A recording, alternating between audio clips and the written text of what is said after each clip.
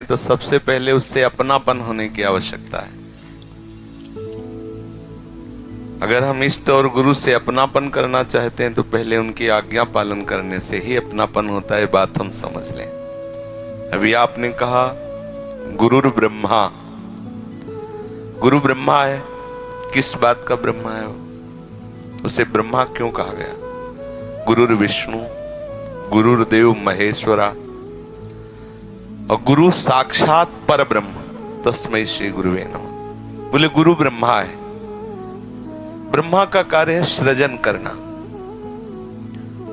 गुरु अपने शरणागत के हृदय में अपने भागवतिक सद्गुणों का जो उसने अनुभव किया है वो सृजन करता है। उसके हृदय में सद्गुणों की सृष्टि प्रकट करता है। गुरु भगवान विष्णु है। विष्णु भगवान का कार्य है सृष्टि का पालन। तो जो सद्गुणों की अंदर सृष्टि गुरुदेव ने आज्ञा उपदेश के द्वारा प्रकट की, उसी का वो पोषण भी करता है अपनी कृपा दृष्टि से। सावधानी पूर्वक शिष्य को किस तरह से उस वस्तु का बोध होगा, इस तरह उसका पोषण भी करता है। और गुरु महेश्वरा, महेश्वर का कार्य है विनाश करना, इस सृष्टि का लय करना।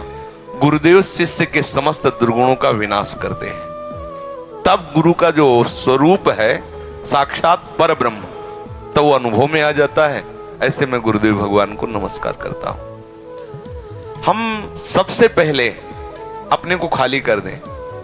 ना हम योग जानते हैं, ना हम ज्ञान जानते हैं, ना हम भक्ति जानते हैं। आप हमको जिस तरह से भगवत तत्व का बोध हो, भगवत प्रेम प्राप्त हो, वो हमें मार्ग बता दीजिए। आप कहूं बस इतना है, आप मुझे अब बताइए कि कैसे आप मेरे ध्यान में आवे, कैसे आप मेरे जीवन में समाये। तो वो आपकी स्थिति का परिचय प्राप्त करके फिर वो सृजन करेंगे, फिर वो आपके दुर्गुणों का लय करेंगे, फिर वो आपके सृजन की हुई सद्गुणों का पोषण करेंगे। और इतना अपनापन हो जाएगा कि ध्यान करना नहीं, वो ध्यान में बस जाते हैं। हृदय में मूर्ति बस गई गुरु जी की। उठते बैठते जागते चलते फिरते सोते खाते हर समय वो समाया हुआ गुरु। असली ध्यान वही है जो एक क्षण के लिए भी ना हटे। कुछ क्षण के लिए ध्यान का प्रयास किया गया, फिर वही प्रकृति में स्थित, उसे ध्यान नहीं कहते। हर समय ध्यान। कैसा ध्यान? चित्त वृत्ति एक क्षण के लिए भी ना हटे। अभ्यास योग युक्तेन चेतसा नान्यगामिना। हमारी चित्त की वृत्ति और कहीं जाए ही ना, अपने आराध्य देव में स्थित हो जाए, इसे ही ध्यान कहते हैं। अब इसके लिए प्रारंभ होता है भजन।